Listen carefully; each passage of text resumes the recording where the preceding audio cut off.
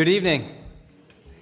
My name's Adam Baker. I am the chair of the Real Estate and Economic Development Advisory Board here at the University of Baltimore, and I am also the proud partner of tonight's legend at the law firm of Rosenberg, Martin, Greenberg, Stanley Fine, and it's my pleasure on behalf of the Reed Board to welcome you here this evening.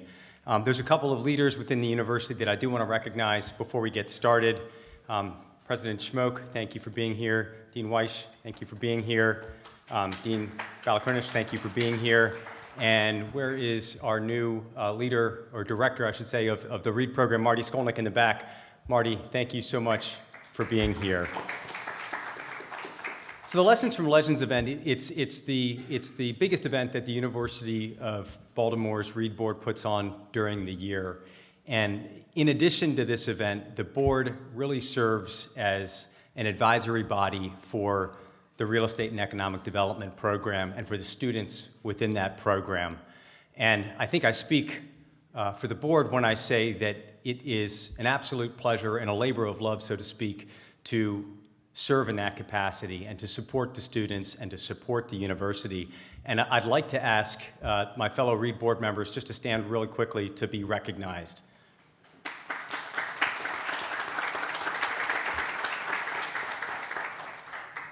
Thank you. I would also like to thank our sponsors this evening: Rosenberg, Martin, Greenberg, Southway Builders, Harrington Commercial Real Estate, St. John Properties, Crew, and the Maryland Department of Housing and Community Development. And with that, I'd like to hand the program off to President Schmoke to make some remarks. Great. Thank you very much, Adam.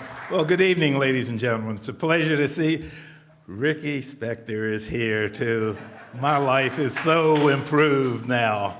Thank you, Booby. I appreciate you being here. Thank you to all of you. This is, we're all recovering politicians, and so I had to acknowledge her. Also wanted to acknowledge the chair of our University of Baltimore Foundation Board, Joan Worthington. Thank you, Joan, for being here. Stanley, it's great. You're a legend. I know you're a legend. You've done so much throughout your time in practice, but the city is better off because of the work that you've been doing over the years, and I appreciate it, and I just thank you for coming here tonight and imparting some of your words of wisdom. We really do appreciate it. I will thank everybody for being here, but I have the honor of inviting to the podium someone who's known you for quite a while, a great public servant who is not an elected official, but is a great public servant, and that is Myrna Carden. Myrna, please.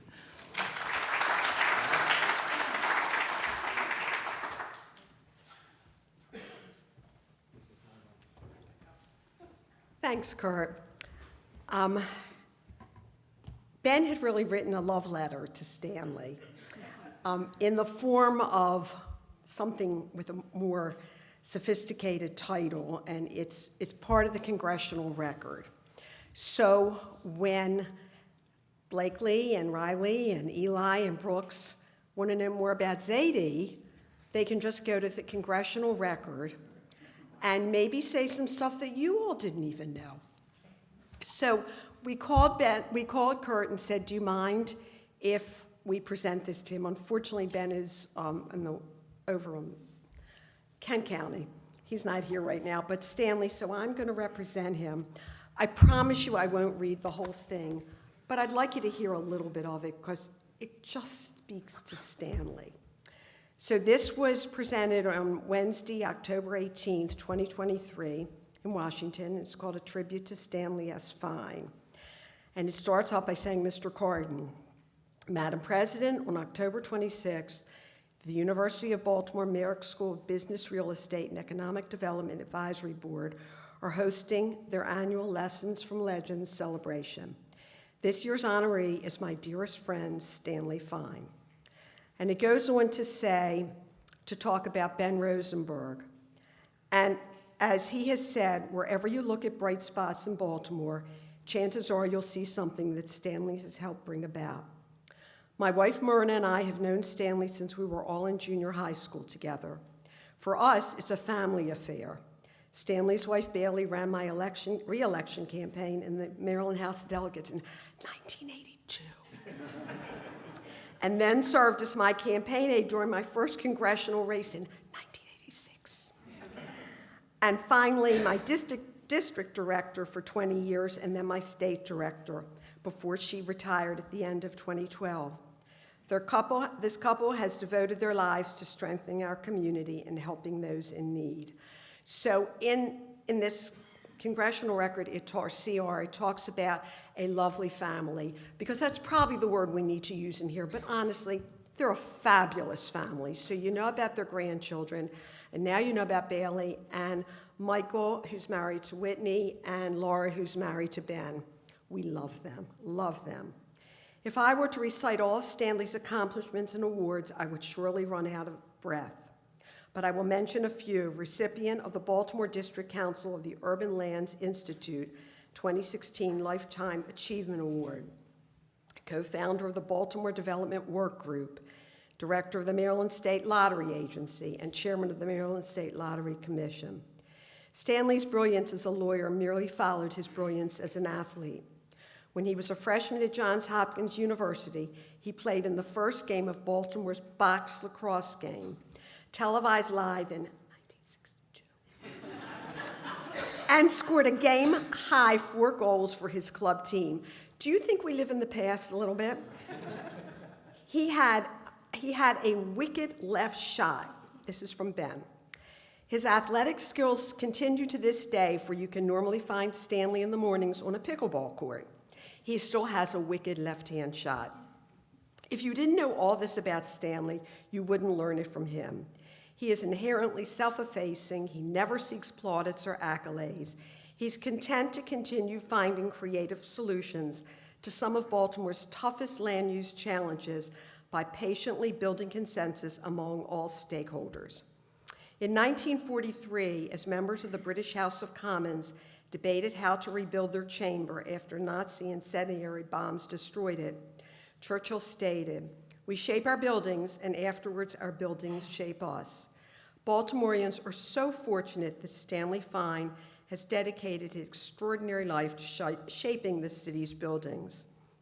I ask my Senate colleagues to join Myrna and me, Stanley's family, and his colleagues, friends, and admirers, too numerous to count, in celebrating one of Baltimore's streets.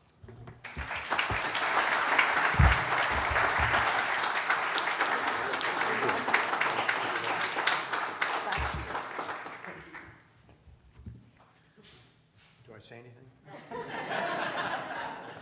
The only thing I will say is this was totally unrehearsed, because we've been staying with the Cardin since Tuesday, and she's kept this under wraps. That's a tough act to follow. Stanley, you are our first legend to receive a congressional recognition during the event, so this is a first. Thank you. Before I hand it off to someone who has known Stanley since the dawn of time, his college roommate, childhood friend, lacrosse teammate, and a legend in his own right, I do want to share a brief memory that I have of Stanley. And it was, Stanley, you probably don't remember this. It's a completely unremarkable event, but it was the first time I met you. I was a young associate at a different law firm at the time, and it was before a city council meeting. And I knew Caroline because we both clerked for city circuit court judges, and we, being young zoning attorneys, ran in the same circles, and we'd see each other at the ULI events and the NAOP events. And I bumped into Caroline this particular evening, and you were with her. And there was probably about 5 minutes before the meeting got started, and you probably had a dozen people to catch up with that you needed to speak to before that meeting started. But you sat there, and you talked to me for a minute or two. And it was like we were the only 2 people in the room. You were firmly rooted in the moment, and you were asking me, you know, how did I like my firm? Where did I grow up? Did I play lacrosse? I made up the lacrosse part, but for those of you who know Stanley, he can talk lacrosse. He has a very impressive pedigree in the sport and can talk lacrosse ad nauseum. But I think what struck me, and as I was thinking about what I would say about you tonight, this memory kept coming to the surface because of your presence. Your your ability to be present and to engage. And I think it's those qualities that has made you such a tremendous titan in the real estate industry, your ability to be present, to ask thoughtful questions, to render thoughtful advice. And so I'm excited to see what you have to say tonight. I think we're in for a good treat having Stanley here, and I will hand it off to Ben to properly introduce our legend, but thank you for being here.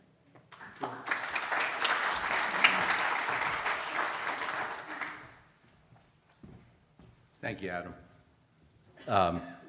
For the record, I wasn't Stanley's lacrosse teammate, but I was his biggest fan. So I met Stanley in 1956 at the corner of Utah and Dolphin Street, which is where the Baltimore Hebrew College was located. I think I was 12 and Stanley was 13. If I were to stay here now and tell you all that I know about Stanley's accomplishments, we'd be here till tomorrow morning. And I'm not gonna bore you with that. I will tell you one little vignette, a family vignette. When I asked Stanley to join our firm in 1997, I went home and I said to my wife, I've asked Stanley to join our firm. And her response was, "What took you so long?" And she was right. One of the greatest joys that I've had since then is practicing law next door to my closest friend, although he's not next door anymore. I still miss him. I really miss him. In all the years I've known Stanley, and I can say this positively, without hesitation, I've never seen him get mad, ever. Think about that. We're talking about a period of time of 65 years where we've gone through every phase of life, and I've never seen him angry. I've never seen him get mad.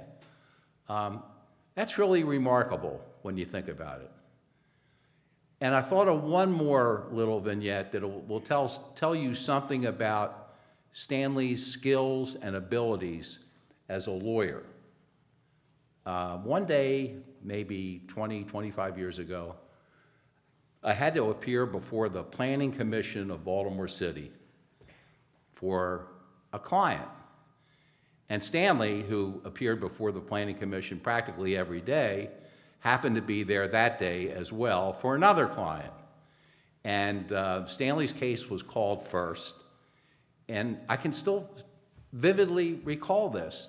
The chairman of the commission looked at Stanley. Stanley had started to give his presentation, and the chairman of the commission looked at Stanley and said, "Stanley, listen, just tell us what you want and we'll give it to you."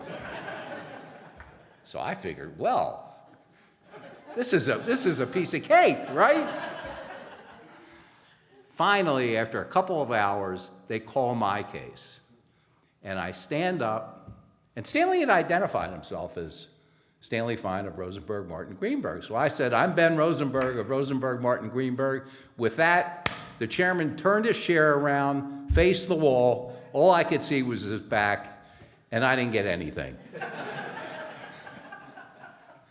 So I will say one thing in picking up on what Ben Cardin said in the Congressional Record. You know, as lawyers, we don't really leave much of a legacy. Nobody reads our briefs. Nobody really cares very, very much. But we have the legacy in the mind. Stanley's different. Stanley does have a legacy, and you can look in any corner of Baltimore and you can see the legacy of Stanley Fine. Is he a legend? He sure is a legend. Is he the best of the best? Absolutely. So that's Stanley. But there's another person here on the stage, Caroline Hecker, who came with us, I guess about 10 years after Stanley started. And it's probably the luckiest thing that ever happened to Stanley because he got a protege of proteges. And I've had the fortunate experience of walking into City Hall with Caroline Hecker, and she gets the same reception that Stanley used to get. It's really fantastic. And Caroline is now our managing partner. She's our third generation of managing partners, and she's doing a phenomenal job, and we're very, very happy and lucky to have her.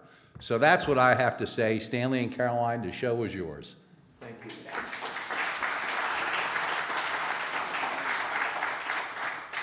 Well, this is really a treat for me. I see a lot of familiar faces in the audience, but for those of you who I don't know, and Ben hinted at it, I came up under Stanley, and Stanley's been my mentor for something going on 20 years now. And so I really have had the privilege of hearing, all of his great stories many, many times, and you guys are going to get to hear some of them today. And Stanley has taught me everything that I know about not just land use and real estate, but being a lawyer generally and being a professional and how to be a good person and a good lawyer and a good member of the community. So I hope that through this conversation you'll hear some of that and take away a few nuggets of wisdom like I have learned from him over the years. So we'll start, I guess, at the beginning. Stanley has a very traditional, great Baltimore City educational experience. He went to Baltimore City College, he went to Johns Hopkins University, and the University of Maryland School of Law. He's had a couple of other educational experiences. Do you want to talk about some of them? University of Hawaii, Hamburger University in Overbrook, Illinois. Tell me about Hamburger University. Hamburger University, every level of McDonald's employees one day goes out to Hamburger University. If you work in the crew, in the kitchen, they teach you how to cook, they teach you how to serve, and they brought out a bunch of us real estate lawyers, and we all shared our experiences representing McDonald's both from a real estate transactional point of view, but also from a land use and zoning. It was a great experience, and I came back with a Ronald McDonald watch, and a really good experience. But that was the past. Currently, I'm enrolled in Pickleball University, and it's a virtual site. I'm on it every day, and I play pickleball every day. Now, I've done an informal survey here, and my son Michael, my daughter Laura, Jen, and Terry Ann, I know play pickleball. Anybody else here play pickleball? Okay, very good, because you're going to hear about pickleball later. Very important part of real estate. And what's your association with the University of Baltimore? Well, I went to University of Maryland Law School. You went to University of Maryland Law School. You went to University of Maryland Law School. But I had an older brother, my late brother Howard Fine, went to undergraduate school at the University of Baltimore and to the University of Baltimore Law School. My nephew, my late nephew Richard Fine, went to University of Maryland Baltimore Law School. My grandnephew Mitchell Fine went to the University of Maryland Baltimore Law School.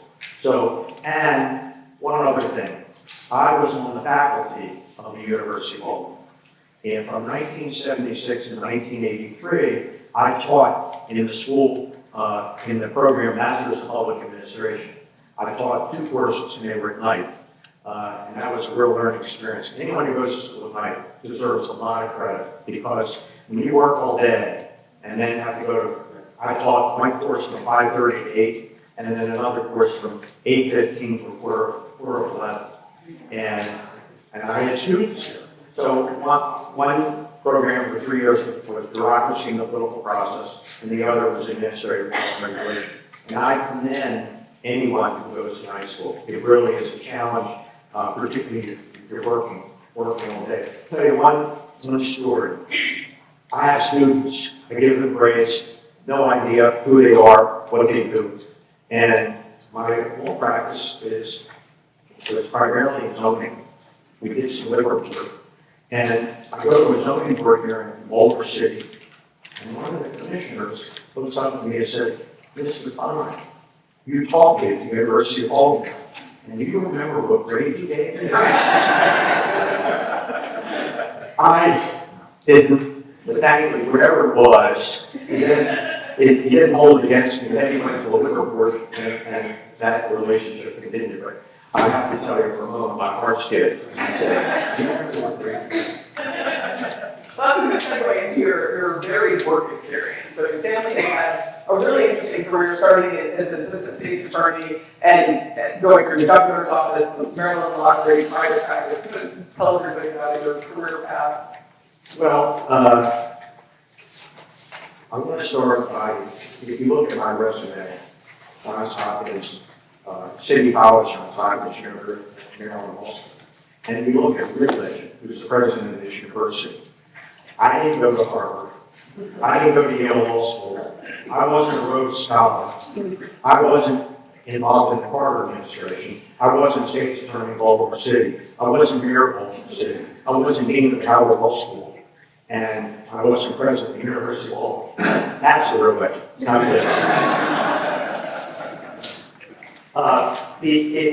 if you look at my work experience starting out as a prosecutor and going on the governor's staff as an assistant legislative officer, there was a period of 6 years when I went to the Maryland Library. And it was totally a non-legal job. It was an administrative job.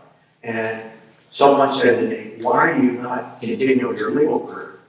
And I said, "Well, I've been working on this since day one, and I want to see it through. You only live once in a lifetime, and you shouldn't look back and say, I wish I had, instead I'm glad I did." And that's one experience.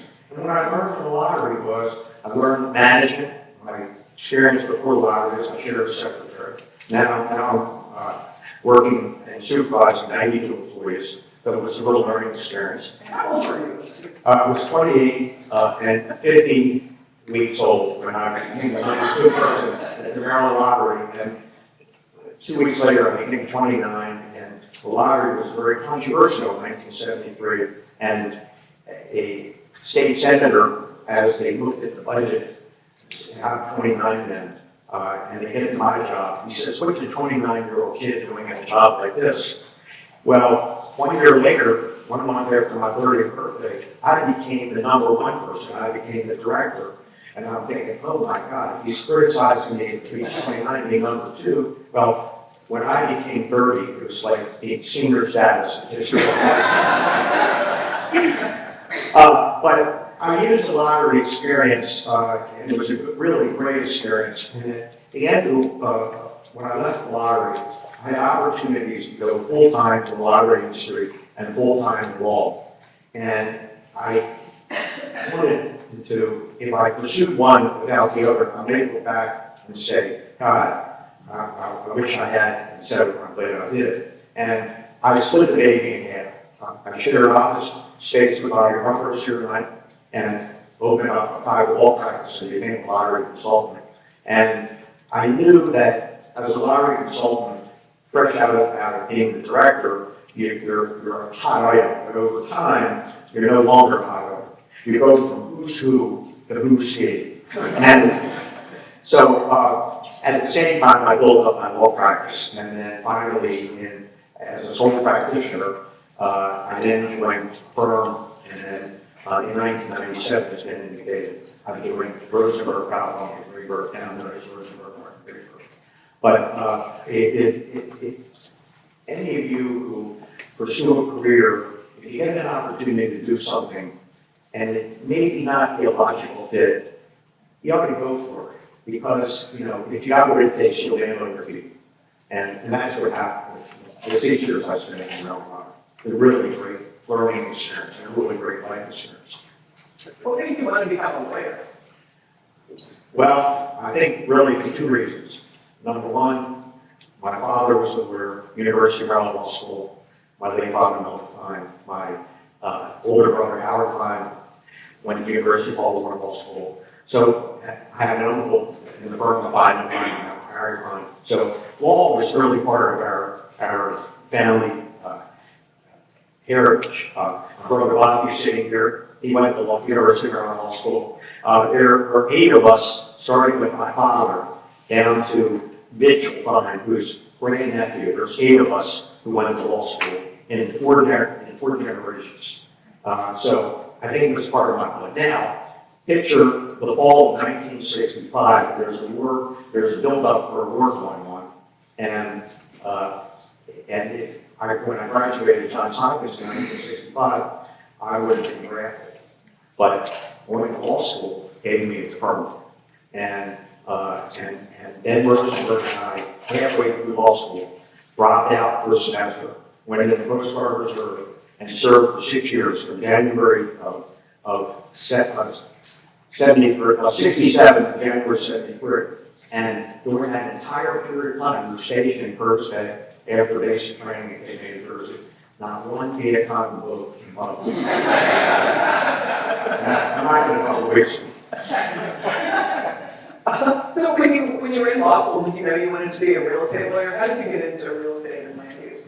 The only thing, I had no idea what I was going to do when I graduated law school. I ended up interning in the state's attorney's office. Charlie Woman was the state's attorney.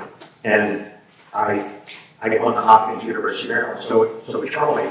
But it didn't mean anything, because I was just an intern, and he hired me, and I ended up working in the state's attorney's office. Sidebar, Charlie Woman was a very studious person, okay? He wouldn't have been my friend at Johns Hopkins here. Would have definitely been my fraternity brother.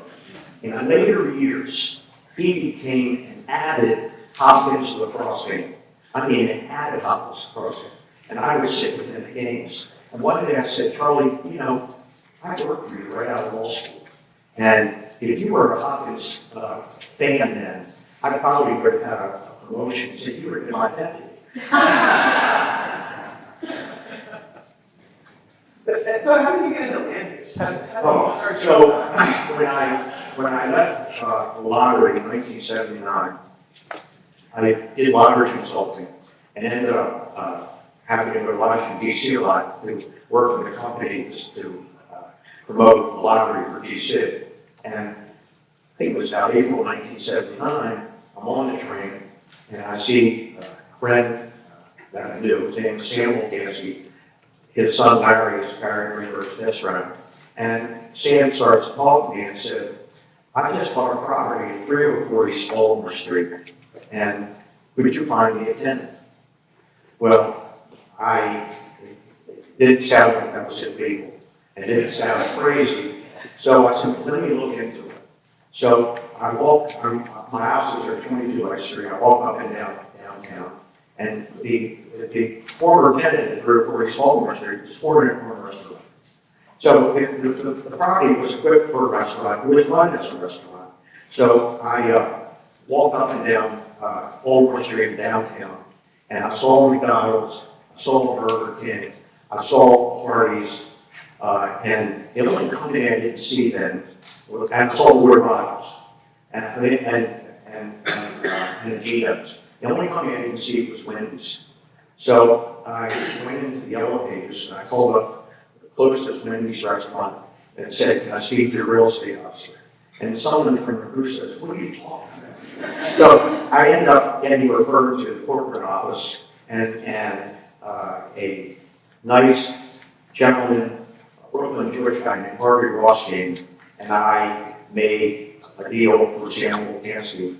And I handled the lease, I handled the leasing part, and then Harvey says to me, okay, get me my permits.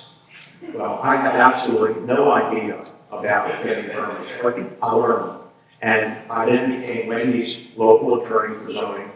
KFC bought out, Geno's was bought out by Roy Rogers. So KFC comes in town. Harvey recommends me represent KFC. I then get Taco Bell, and the guy from KFC then goes to McDonald's, and I'm now representing McDonald's. Royal Farms came along, so it all generated really from the conversation that I had with Samuel Gansey, and I think the attitude I've always had is I never say no, and I always try to do something. I'll give you one other example. We represented a liquor store on Falls Road in Mount Washington, and this liquor store owner every weekend had live lobsters for sale, so that the customers would come in and we bring these lobsters, we would buy the lobsters and buy a bottle of wine or a bottle of beer or whatever the case may be. And he calls me up one day and he says, my lobster supplier canceled on me, and I I've got all these customers coming on Saturday, I don't have a lobster supplier. Can you find me a lobster supplier? So I think about law school, and I don't think Ed Rosenberg and I took a course in lobsters. But I remember that there's a Maine lottery director who's a good friend of mine, Spike Berry, former lottery director, so I call Spike up. And in 5 minutes, Spike turns me on to a lobster supplier, and Bernie Fink, our client, may he rest in peace, has lobsters weekends every time. So what I'm trying to say is, don't say no. I mean, unless it's illegal, really, really crazy. Well, I mean, that's what leads into, what I was going to ask about your role as an attorney. I think you always told me, don't be a deal breaker, be a deal maker. What do you see as qualities of a good attorney role? When I was retained by Wendy's, Harvey Rothstein says to me, let me tell you about an attorney. Number one, they're not a profit center. Number two, I want a deal maker, not a deal breaker. You can protect me, but don't go so far and kill the deal. And that, I view my role as an attorney as a problem solver. And it's not, if you're not trying to achieve something that you earn all your bridges, because you're going to come back again. And you try to come up with a reasonable solution that works for everybody. And again, I'm a deal maker, not a deal breaker, and that has really been and a problem solver. That's really my whole attitude in terms of practicing law. So you've been around Baltimore obviously longer than I've been alive, and so you've seen many changes in Baltimore. What have been the most transformative things that you've seen occur in your career and over your lifetime here? Well, if you look back at 1950, Baltimore had a population of 950,000 people. And today we have a population of about 576,000. And in 1950, we were a blue-collar manufacturing town. We had Procter & Gamble. We had General Motors. We had Lever Brothers. And what has occurred is, as these manufacturing businesses went out of business, their properties were converted to mixed use. And that's been, as far as I'm concerned, the major development in real estate is the transformation of industrial properties to mixed use properties. And I'll give you a couple of examples. Harborview, which is on Key Highway, was originally Bethlehem Steel Key Highway shipyard. And they repaired ships and they built ships. And one day in the 80s, Bethlehem Steel closed the shop, and a client of ours bought the property. And he brings me down to the property, and I'm looking at this barren industrial site that was horrible. And he says, I'm going to build apartment buildings and retail and a marina, and it's going to be wonderful. And lo and behold, he builds a 29-story building. Ultimately, the Ritz-Carlton came, and there's a restaurant, and a marina here, and again, you're talking about the property between the Rusty Supper on the north and the Baltimore Museum of Industry on the south. The next project I got involved in was Silo Point. I don't know if Pat Turner's here, but Pat Turner in the early 2000s calls me up and says, I want you to come see Silo Point. Silo Point is in Locust Point. Silo Point was a 300-foot high grain elevator. So Pat takes me to the top of this grain elevator, 300 feet in the air, no rails. I am scared to death.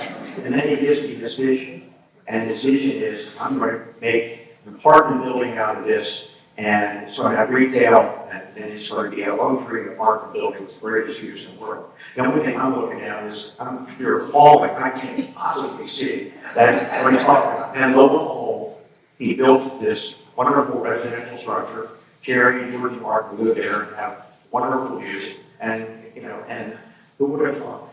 And the next project that I'm sure many of you know is McHenry Road. McHenry Road was a Chesapeake paperboard company. And they recycle paper and they paperboard. And then in the 70s or 80s or 90s, they ultimately closed up shop. Mark Saperstein comes by, and he then creates a mixed-use project from this industrial site with the first Harris Teeter Baltimore, and an apartment complex, retail, office building, 250 apartments, and then next door, Coca-Cola, which then became Phillips, the seafood place. And Mark ends up buying that, creates more office, more retail, garage, hotel, and he just took an industrial property and made a wonderful mixed use out of it. And it's just a wonderful project. The last project I'll talk about is Canton Crossing. Canton Crossing is the Exxon refinery site. And they also had bulk storage, these big tanks, above ground tanks. And there was a huge environmental thing. And as a result, there was environmental cleanup, and then high-rise office building, Merrick Athletic Club, and then Mark Saperstein took over with the retail and Harris Teeter and Target and Skechers, and then he built across the street. So it's wonderful. I mean, you read about firm projects. Josh is here with the Pemco project. Pemco was an industrial site that was horrible. I mean, the environmental violations that the former owner had were terrible. And David Bramble has created a site with an LA Fitness, streets, retail. Josh just did a ribbon cutting of a high-rise apartment building with 45 tenants, and it's just absolutely wonderful. One last project, Baltimore Peninsula, formerly known as Port Covington. That was actually a port-related railroad terminal property. And what you've seen is Sagamore Ride and office and residential, and soon Mark Saperstein will have another project, lots of insulator. So what I'm basically saying is that I think the most transformative is taking these industrial properties and creating these projects in a very, very dramatic way. I want to talk about one last manufacturer. And I think the two major manufacturers in the city of Baltimore, and I'm talking about a lot of employees, Domino Sugar, in there since year one, and 500 plus employees. Another one is called Cloverland Dairy. And to give you a little bit of history, when we were growing up, there was something called the Goose Creamery, which was at Rice County Road, and which became Northern Parkway. Green Spring Dairy, which had two locations, one on 40th Street, one next to Perk Field behind City College. And Cloverland. Cloverland started in 1919 on Monroe Street, across the street from the old Coliseum. And over time, Cloverland grew to a point where the only competition it had was Green Spring. And Green Spring sold to Cloverland, and Cloverland closed its dairy on Monroe Street and moved up to Lock Raven Road, which is behind Perk Field. And if you go today to the milk processing plant at Cloverland, the most asked, and where they take the raw milk from the dairy farms and then homogenize it and pasteurize it. The most asked question at Cloverland Dairy is, from kids or on tours, is, how do the cows make chocolate milk? We've also talked a lot about the growth of the healthcare industry and life science projects in the city. And I know you've had a lot of experience working on some of those. Yes, there are two life science parks. One in East Baltimore, next on Hopkins, called East Baltimore Development Incorporated, EBDI, and the other at the University of Maryland. And we've been fortunate enough to represent the developers in both projects, Wexford over at the University of Maryland, and Forest City and Hopkins, and EBDI over at East Baltimore. And you know, the future of Baltimore, the presence of Baltimore, is life science, it's healthcare, and not the blue collar manufacturing. Cloverland and Domino are dynasties, and we're not going to see a lot of those in the future. But we are going to see life science. Hopkins Hospital, and you know, one of the wonderful thing about one of Johns Hopkins and then being a lawyer is participating in projects. On the Homewood campus, they're a building under construction called the Orr Institute. It's all about democracy and speaking good things and good government and things of that nature. And we've been involved in that. Over in East Baltimore, where the main hospitals are, so the Bloomberg Tower and the Said Tower, that's 1,600,000 square feet that we were involved in. That cost $1.1 billion. And that's, Hopkins' commitment to Baltimore. And you go to their last campus, which is Bayview, and in 2007, NIH owned the building with 573,000 square feet, which, is a lot of square footage, on top of the $1.6 billion, healthcare at Hopkins Hospital. Now, there is a larger, there's a project in between called Montgomery Park, and I think when President Schroeder was mayor, it was affectionately known as the White Elephant. It was, we grew up with going down on Monroe Street to Montgomery Wharves, and the first floor was retail, the rest of it was a distribution center.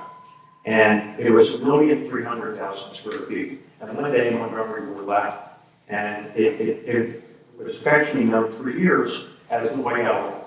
And along comes Sam Norris and David DeFaro, and they redeveloped, we did the plan unit development work just for them. They redeveloped Montgomery Park, and it is a very highly used property with a lot of back office and front office offices. So it's been a very, very successful project. But again, it was essentially a warehouse with first floor distribution.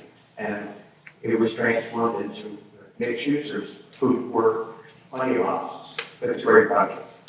Well, I was going to ask you about your most memorable experiences in the land use context. We covered most of them in that answer. But are there any other experiences you want to share with us? Well, Caroline and I worked on Horseshoe Casino, and this was a great experience. Since I was a member of the Maryland Lottery Commission, I was the chairman, and one of the applicants for a non-Baltimore City location ended up applying, and I immediately resigned because my cousin was aligned with that. And it was a disappointment for me because I love being chair of the lottery commission, especially having been the director 35 years earlier. Just, it was a great experience. And 2.5 years later, well, yes, if ever closed the door, you can't, with government, you should wait at least a year or two after you. The Caesars folks came to us and retained us, and we from ground floor, worked with them to create the Horseshoe Casino, which is 125,000 square feet, and then the garage is another 200-some thousand square feet, and then the walkway in between. It's all part of this entertainment district that's going to occur between M&T Stadium, Top Off, Horseshoe Casino. So it was a great project. One that I'm very happy with, particularly because of my lottery experience. We've often talked about the importance of personal relationships in land use. It's not so much what you know, but who you know, and the adage, it's you could have known the law, but it's better to know the judge. Why are personal relationships so important? Well, it's better to know the law and the person administering it. And not just, I found that I always thought about the law, and was not going to rely on the city or state person to give me his version of the law. I always looked, and you develop a sense of credibility and integrity, and so that when you're working with people, they trust you, they believe you. And I never went so far over the top where I burned the bridge. I really think that's important. I should not do that. And it served me well, I think it served Caroline well, and it's the right way to go about this. No deal is worth burning a bridge. Life is too short. What other traits do you think are important for developers and lawyers in the real estate industry? Well, financial wherewithal goes, but I think having a vision at Turner, having a vision for Silo Point is important. I think, and I don't know if Mark Remdown is here, but Mark is working with David Bramble on Madison Park. And if you're familiar with Madison Park, it was a housing development that was called Burger's Row. It was just really a terrible, terrible reputation. And David Bramble and Mark Remdown have succeeded in closing that up, demolishing it, and they're in the process of building homes for $300,000 to $400,000 right there on North Avenue on the west side. And again, I think you need vision, you need patience, and you need perseverance. And they've shown that to be true. If you are familiar with the Northwood Shopping Center, Northwood Shopping Center has seen its better day, and Mark and David Bramble on that one did the same thing. They very patiently worked with Oregon and brought Oregon over to the bookstore and created a new grocery, and now Northwood Shopping Center is now Northwood Commons. The one project that I think needs vision, financial wherewithal, patience, and perseverance, and I have my fingers crossed here, is David Bramble and Harbor Place. That one is a tough one, but I think he's going about it for the right way. And my son, Frank Fine, went to school there, so we have a person. For the last couple of years have brought a new set of challenges, you could say, with the pandemic that we never had to contend with in the past. How has the pandemic changed the real estate and legal landscape? Well, let me start with office, okay? What the pandemic did was create a remote hybrid work model. And nobody went to work during the pandemic. And very few people want to work now. And as a result, office buildings are, if you had a lease and most of your employees are working virtually, your company may be totally virtual. So you don't even renew your lease. And if you have a lease and you have less employees or they don't come in every day, you renew your lease with less square footage. So on an office basis, unless people come back to work more frequently, offices are hurting, and I think that's the moment lasting effect. Talk about retail. Before the pandemic, the Amazons of the world increased our online purchasing, that we went to stores with us. During the pandemic, we relied a lot on online shopping and with the delivery and all this other stuff. And I think retail is very, very difficult. And just to give you an example, so I can at least bring pickleball back into the picture. Big malls now have anchors that are leaving at Bath & Beyond, JCPenney, things like that. And they're actually using some of those empty spaces for pickleball courts to bring people in. So there's a chance for you to bring pickleball. As far as residential is concerned, I don't think it's affected the residential market pandemic as much. Because the only effect it has is that people are working virtually and don't have to live near where they work. So they can have to live in the city or state that they work in. And I think that's had a slight impact on residential. Finally, industrial. Industrial, I think, has survived the pandemic the best. Warehouse and distribution, because of online shopping, has really perked up. And if you go down Oliver Avenue or Burlington Highway, you'll see Amazon with big outlets and a bunch of other places. So I think industrial has really survived the pandemic. But office, retail, and a little bit of residential impact has not. What do you think about downtown Baltimore in the post-pandemic world? Well, downtown Baltimore needs to have feet on the street. And because of the pandemic, very few people are going to work, and there's less people on the street. And therefore, there's not retail to support it. There's a perception it's not safe. If you have people on the street, that perception goes away. Our kids live in New York. They walk around. Our daughter lives in Long Island City. She walks around there all times because it's full of people. And I think what the city needs to do, and I hope this doesn't go on the press because I'll stand up to it. I think Mayor Brandon Scott and Governor West Ward should issue executive orders. And in those executive orders, there are mandate that city and state employees come to work 4 days a week. And I think if that is the case, then with the state now bringing a lot of employees into the city, and the city already having a lot of employees, that's a great head start to get people to come to work. But I think until people come to work, and you have to be on the street, if the city is being held back. I think once that happens, residential will pick up, retail will pick up, entertainment will pick up, and downtown will become a 24/7 community, which it is not. I just want to echo something that you said about getting people back into the office. I mean, you know, I learned so much just sitting in your office, listening to you take calls on speakerphone. And I mean, you were on the phone all day long. I would spend whole days just sitting in your office, listening to you talk to people. And that was how I learned how to deal with city people, how to deal with clients, how to deal with opposing counsel. And it's really hard to do that remotely. You can't, for those of you who are starting out working, don't work remotely. You need to work with people who are older than you. You need to be able to listen to them, listen to their phone calls, knock on their door, and even for people who've got experience, you need to be in the office because you need to collaborate with your colleagues. And I think that's the only way you learn. And if you start off with Zoom and remote, you miss a lot of life experience and you miss a lot of work experience. And I very firmly believe that we've got to go back to work. And if you're young, you absolutely have to go back to work.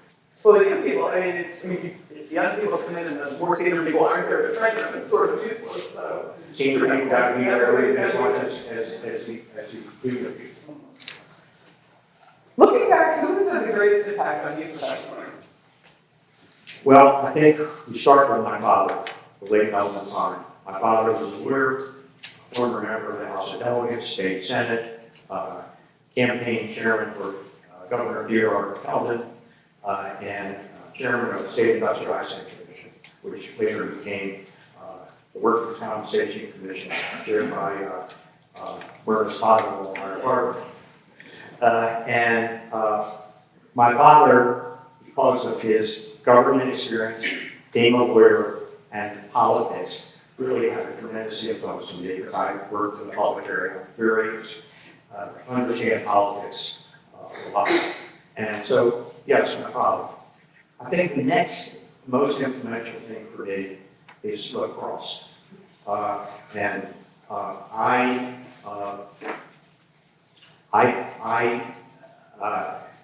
3 people that influenced me with lacrosse. One of them is sitting in this room today, is Bobby Rumble. Bobby played in junior high school, and I didn't play at all. And because of his presence and his ability to play, I picked up lacrosse. And lacrosse has had a profound impact on my life. Why? It taught me to work better. It taught me about being self-confident. I had a high school coach, Frank Glidden, and a college coach, Bob Scott. They ensured that I would have a work ethic and self-confidence. The next person I would say is Ben Rosenberg.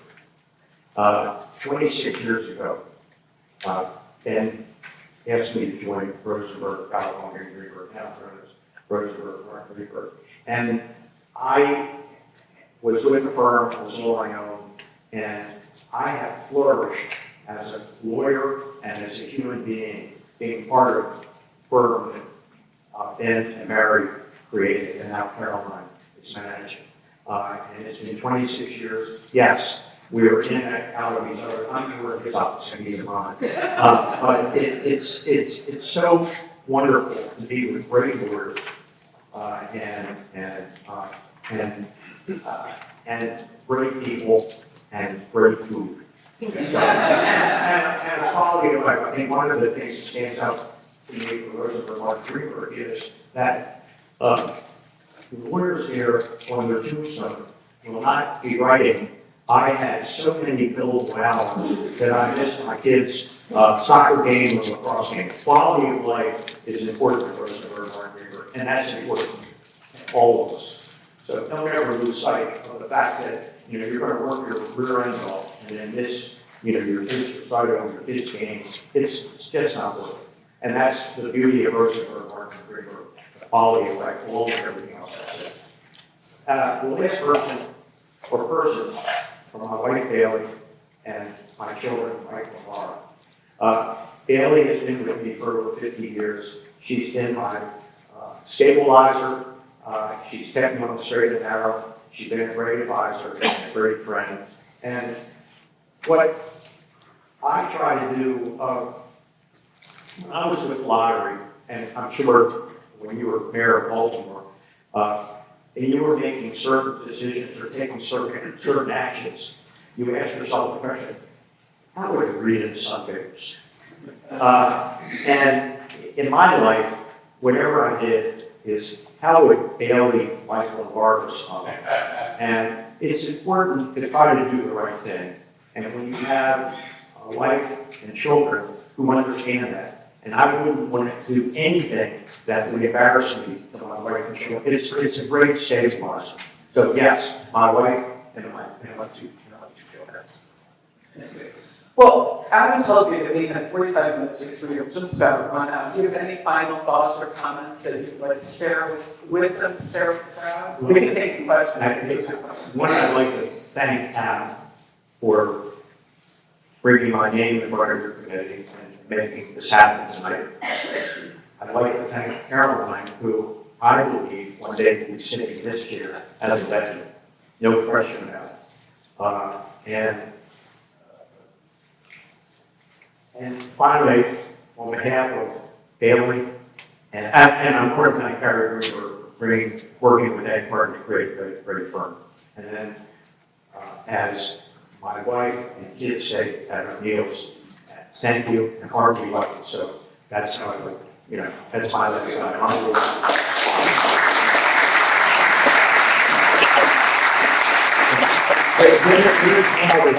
I recited President Pope's outstanding resume, and I didn't go to Harvard and go to Yale was this, but we do have something in common. We both went to Baltimore City College. And we both were in the Eagles. And we both played lacrosse this year. And we had two teachers in common. One was the lacrosse coach, Joe Brewer, and the other was our home Latin teacher, Mildred Sheff. And Mildred Sheff was intimidating to David, and as I learned from someone, was intimidating to the president of the folks. So we have that in common.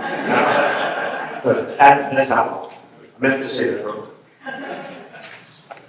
If you have a question, I'll run the mic. Raise your hand. I don't know if I need a mic. Yep, you do. Thank you. Stanley, thank you for being here. Caroline, great questions. I think we all have benefited so much from having in our lives. My question is more of a comment. I know every time I catch up with him, get on the phone, catch up with the person, it's never, hey, Dave, how's your project, how's work? It's always, tell me about it. And that's good. That summarizes what's important in your life, and you make sure that you let folks know, be reminded what's important. I just want to thank you for You're Dave Stillman's name is Lincoln and Hudson. Thanks.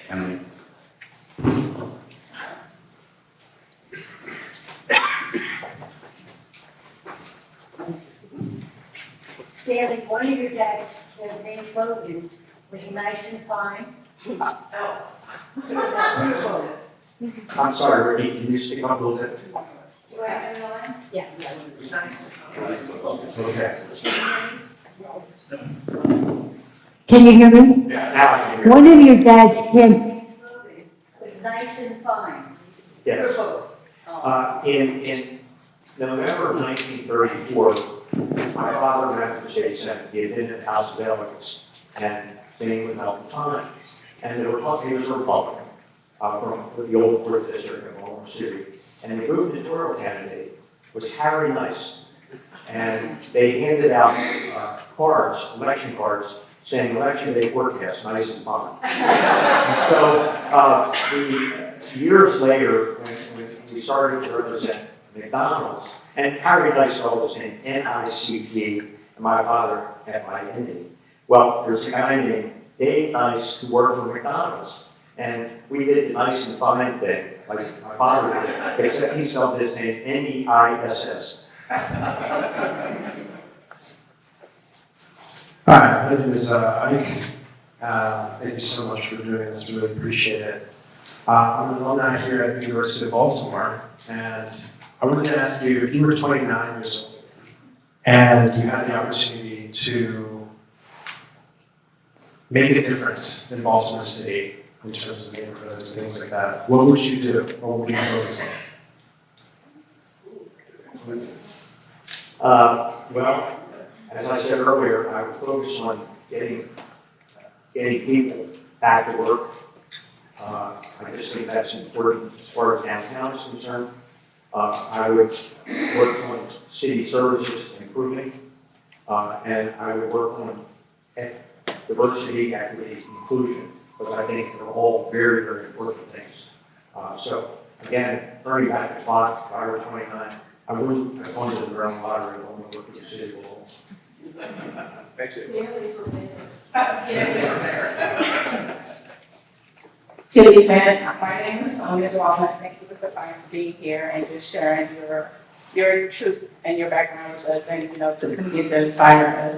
My question is, as a creative with interest in economic development and experiences, real estate, law, nonprofit, project management, marketing, all of the above, what advice would you give to a person like me to focus on developing visions and goals and dreams that would benefit the economy? I hate to say this to you, but I didn't quite understand your question. I was talking about acoustics. Thank you. Can you hear me now? Keep going. Oh. Right, really close. Hello? Yes. There we go. Okay. So, my question was, what advice would you give to a creative like myself who's interested in economic development? I have a background in experiences in the legal industry, marketing, nonprofits, all of the above. So what advice would you give to focus on developing a vision that would be sustainable? The advice I would give you is, I think that you should work for a for-profit first, and then go to work for a nonprofit. Because I think one of the problems I had is working in lottery. I had worked in the state attorney's office, the governor's office, and I didn't have any private sector experience, and I wish I had. It would have helped me. And I think that anybody who goes to work for government or a nonprofit should have the experience of working for a for-profit entity. Thank you.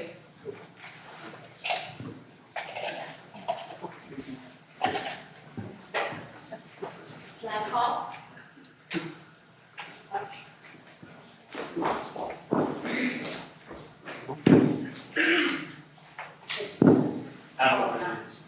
Okay.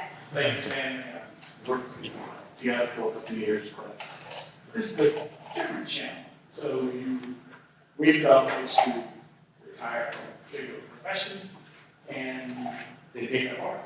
Is there any kind of art in your background, or something painting? What are you going to do? Well, first of all, I haven't retired. But between living in Florida and Delaware, I don't exactly go in the office a lot. But what I do is I have some clients, and I play pickleball every morning. My wife does aerobics. And I do some things with ball, my computer, telephone, and why do I do it? If you like what you do, just because you reach a certain age doesn't mean you have to stop doing it. And I like being a lawyer. I like being a prisoner of the I like practicing law. I just don't want to do it as much as I did a while ago. And I hope that I do it to a point in time where I'm instructive and I'm helping clients, and the firm doesn't tell me it's time to go. I don't want to recognize that first.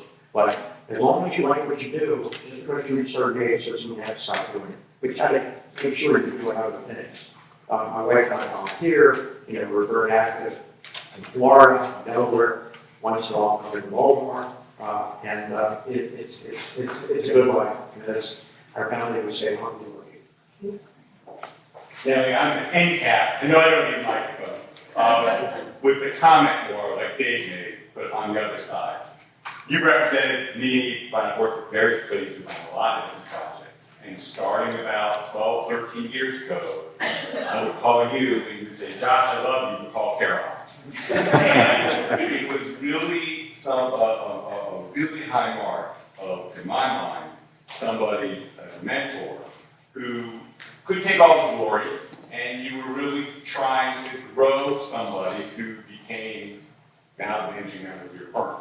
And so I think everybody should know that you pushed up somebody to grow somebody, and that really speaks volumes for both of you. Well, thank you. I'm very fortunate that I have someone that's confident and a great personality as Caroline to be able to transition my practices. I'm very fortunate that allows me to continue, part-time in doing what I like to do a lot. And I was very lucky to come up under Stanley. I could not have shown up at Rosenberg Market in a better time. It worked out beautifully. Well, Stanley, thank you for sharing your experiences tonight. And Josh, I'm actually glad you got up to speak, because I can't take credit for nominating you to be our legend, even though I was a firm supporter and cheerleader of it. It was Josh Neiman who stepped up at a meeting last spring and said, I think Stanley Fine would make a great legend. And I couldn't agree more. So on behalf of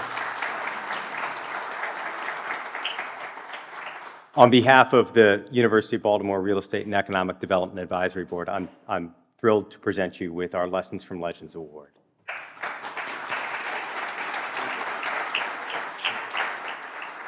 I just got one final comment. Josh, I love you even more.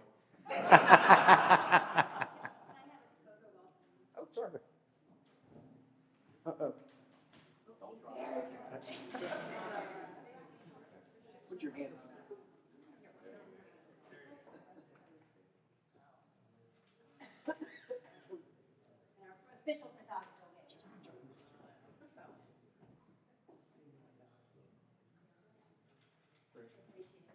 Thanks.